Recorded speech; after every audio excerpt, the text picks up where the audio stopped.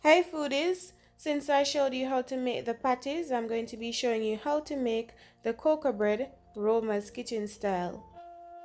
Girl, you better can cook. Ticket that you pay your pretty look. You want to live a restaurant and come done man bank book.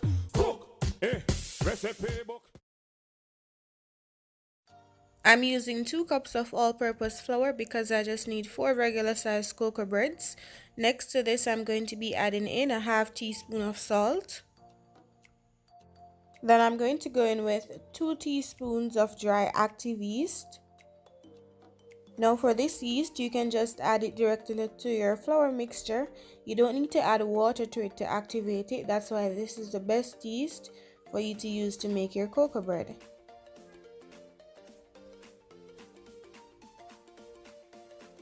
And 1 more teaspoon in, that's it. Now I'm going to be mixing everything together to get all the ingredients so far nice and combined. Next, I'm going in with 1/8 cup of melted butter, and this is unsalted butter. Then to 1 cup of coconut milk, I'm adding 1 tablespoon of brown sugar, and I'm just going to mix that together to dissolve the brown sugar. And my coconut milk, guys, is nice and warm. You want to use warm coconut milk, or you can use warm buttermilk or even regular milk. Next, I'll be adding 1 egg to the flour mixture.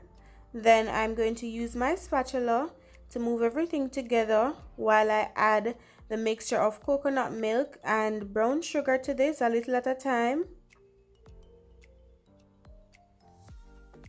Then as soon as everything comes together a little, I'll be using my hand to knead the dough. And you want to achieve a dough that's nice, soft, and very sticky.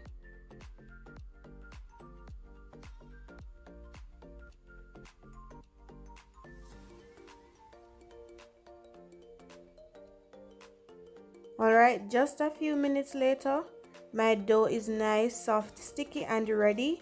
So I'm going to add to this 1 tablespoon of olive oil. This is to help my dough to not stick to the pan and also to get it nice and smooth.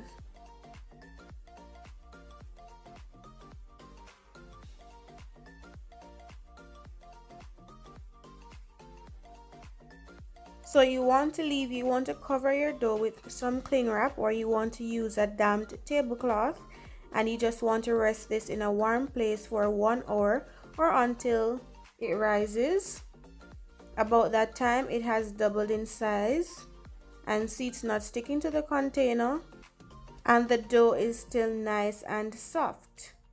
Look at it, guys, very soft. So now you're going to need about a 1/3 cup of flour, and this is to flour your surface and the rolling pin. This is why you need your dough sticky and soft. I'm just going to knead it a little. That's good. Now I'm just going to cut this into 4 pieces. That's good. Now you can roll these into some perfect circles, so when you roll them out with a rolling pin, it's easier. But for me, I'm just going to roll it.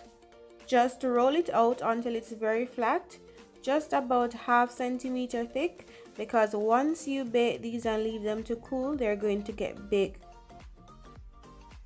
Shake the excess flour off. Now you're going to brush the side that's up with some unsalted butter. You can use olive oil too. Cover it nice, and then you're going to fold it. Now if you had made this into a perfect circle, you won't have to cut it like I'm doing here now. I'm using my pizza cutter here to cut this into a nice presentable shape. I'm going to do the rest off camera. I might just roll those into nice circles. But after doing this, you want to leave these to sit for about 15 minutes. Now 15 minutes later, these are they. I have 4 of them, and now I'm going to bake them.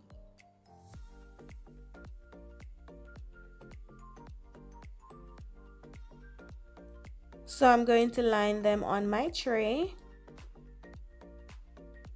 and my tray can only hold 3 at a time. Well, I might just bake all 4 on the tray.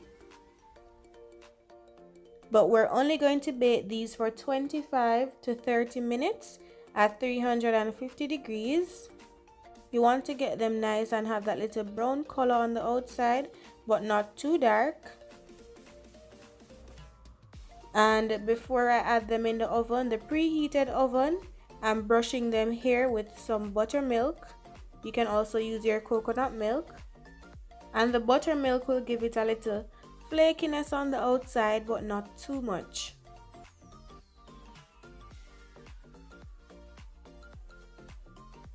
Alright, after this I'll add them in my oven for the 25 to 30 minutes, my preheated oven. And then, voila, here they are, fresh out of the oven. Look at inside of it, guys. It's nice and soft and buttery. Now, don't worry about how flat it is. No, look at how they are out of the oven. They're just out of the oven right now, and they're looking flat. It's okay, they're nice and soft and warm. Once you leave these to cool, they'll get bigger. They'll rise on you. Look at this. Now look at these. I've left these for a few hours, and look at them. They are definitely bigger and they're still nice and soft. I had 2 of these left the next day, and trust me, they were still nice and soft. Now the combo, the best combo, patty and cocoa bread, guys. The recipe for my Jamaican beef patties will also be in the description box, so make yourselves some patty and cocoa bread. Try the recipe and let me know what you think. Of course, if you like the video, don't forget to give the video a thumbs up, share the video, subscribe to the channel, and turn your post notifications on. Until next video.